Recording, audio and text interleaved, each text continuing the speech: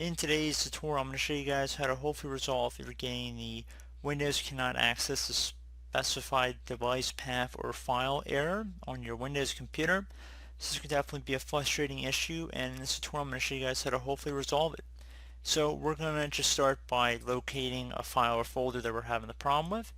So let's say I go over to Documents here, and let's say it's just this particular folder I'm having the problems reading or writing to.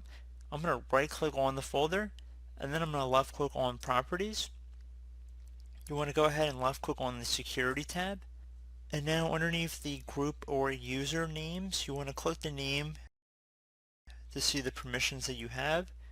So if you do System, you can see what the permissions are down here, and it would apply for all of them as well. So if you scroll down, so once you're on this Security tab, you want to go down and left click on Advanced. Now you want to left click on Add right here. So left click on Add. And now that we're here, you want to go ahead and left click on Select a Principal. Left click on Advanced. Left click on Find Now.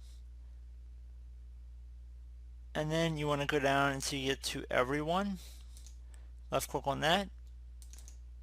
Double click on it. Once you've done that, left click on OK here. You want to go underneath Basic Permissions here. You want to select Full Control. And then left click on OK. And then apply and OK. And now hopefully you'll be able to access the folder you're having the problems with. So as always, thank you guys for watching this brief tutorial. I do hope I was able to help you out, and I do look forward to catching you all in the next tutorial. Goodbye.